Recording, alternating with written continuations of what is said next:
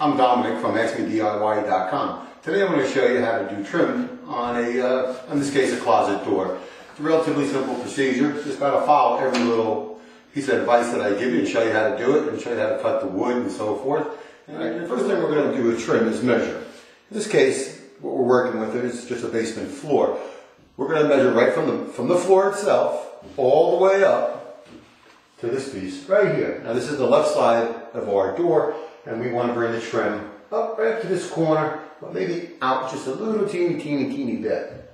It's very important that when you cut the trim, that you are 100% precise. If you have as much as a matchbook cover thickness off, then it's not going to look too good, so it's real important. So let me go show you how to cut some wood. One more thing before we cut the wood. I'm going to show you is the piece of trim. Now this is the piece of the casing that we're going to put on that door we're showing you. Very important. If you don't know, most people do know because I've seen trim in houses before, haven't we all? The thinner piece, this sharper edge here, which is the thinner, as you can see, this is what's going to go towards the window or towards the door itself. The thicker portion right here is what's going to go away from the window or away from the door. I went ahead and marked and measured the wood, and I put a nice little pencil mark. Not a big pencil mark, but a little one. I know you couldn't see this on the video, no matter what anyway. But as I explained, it's just a thin pencil line. You don't want to use a real thick one, because thick, what side are you going to cut it from? You want to make a line nice and small, to where you can see it nice and skinny. Remember, this is fine carpentry. I'm using a little bit of chop saw. It's a power miter saw, actually. Watch your fingers, be careful. I haven't done it, but somebody has, that's for sure.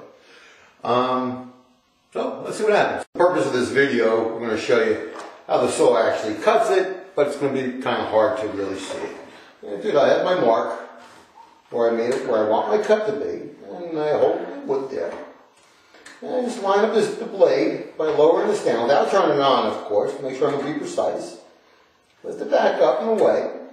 And then turn the saw on, and then cut it one quick shot. But smooth, very smooth. Cut. Nice and cut on a nice 45-degree angle. Well, I guess you really can't see that. Got my cut piece of trim now. I'm going to show you how to put it on. Always keep in mind, though, when you're cutting the trim for windows, doors that are square, you want to cut everything on a 45-degree angle. Each one is a 45. So you put two 45s together and you got the 90, right? You all know what that is. Let's see if we can zoom in on this. I'm going to show you how to exactly put it on. See, right here, this is going to be the top inside edge here. Now we don't want to trim over it all because a door or something would hit that, of course, and it's not going to look good. So we're going to put it right on the edge, just like that. I know for the purpose of the video, it might be hard to see with the clarity, but we're going to leave this edge, just a little bit of that ledge out. You don't want it too much, like I said. You're going to just see a little bit of a reveal on that, and make sure that corner, the very top corner right up here, is again above it, because you don't have someone to judge it. And we're just going to start nailing it in.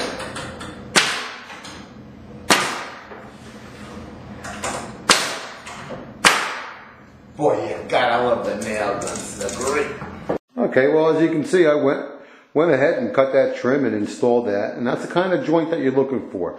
You want all those joints, those miter joints, to be nice and tight, looking pretty much just like this one. And then, of course, after you fill in the holes and paint it, it's going to look very trimming job.